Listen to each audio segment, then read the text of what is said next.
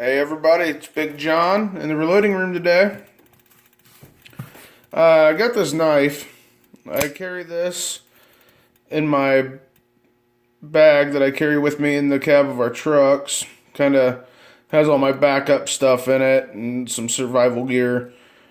Kind of a miniature get home bag. As much as I can carry with me. And it's a CRKT full throttle. I just thought it would be kind of an interesting thing to see. There's not too many videos on these on YouTube. It's a discontinued model. You can still find them at gun shows and flea markets and stuff like that. But they made an assisted and a non-assisted versions. This is the assisted, obviously.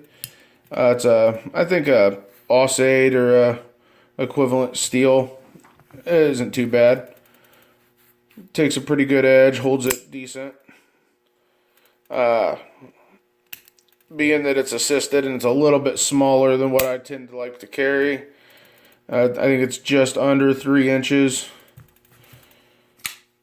And there it is side by side with my rat. And I'm going to give you kind of a comparison. Those are the reasons why it just kind of lives in my bag as kind of a backup. If I was out on the road and I lost my rat, this would definitely go back in my pocket. But can never have too many knives. That lives in my bag along with a Glock survival knife with the saw on the back of it and a couple other modifications that I've done to it.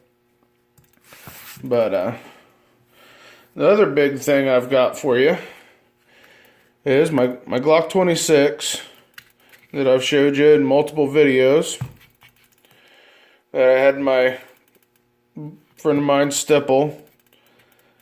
I'm retiring this as my primary carry piece.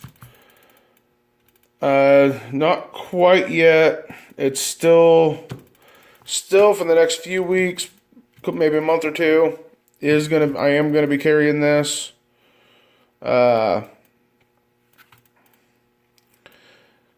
Just because I know it's reliable and I have the holsters to fit it and everything. Until I get a little more time behind this one. I picked this up about a week ago. I put 100 rounds through it. No issues. It is the SIG Sauer model P250. If I can get the light right there. It's a precursor to the SIG P320. It's the double action only hammer fired model. It is clear, safe, but it's got a little harder, longer trigger pull, which I kind of like in a carry gun. That's the one thing I really don't like about Glocks is the triggers. And I've shot some really expensive aftermarket triggers in Glocks, and it still doesn't fix that springy, spongy kind of feel to me. My wife carries a P320, the compact 9mm. This is a 40 Smith & Wesson. And it's identical grip. Everything is identical. The modularity of it and everything's the same as the P320. P320 parts will fit on this for the most part until you get to the actual firing mechanism. And being that it's the 40, it is a little bit, and the grips on these aren't real textured. I went ahead and stippled it myself. It does make it quite a bit grippier in the hand. Even though it's not too aggressive, I wouldn't be afraid of putting this on my belt inside the waistband, carrying that. I don't think it'll rub too bad on you. I did polish the barrel on this one too, and the slide stop. Just I had it all apart.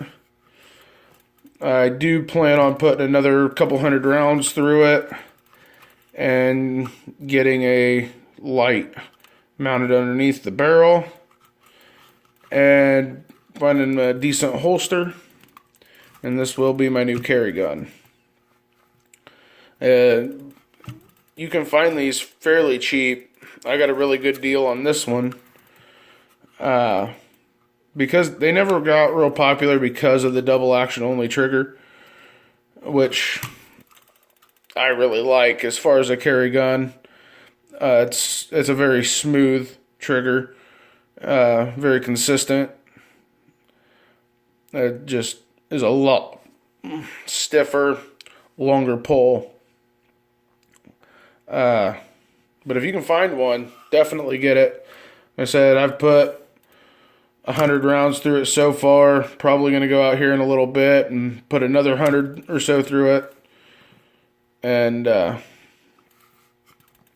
did a little bit of an undercut here in the bottom of that trigger guard.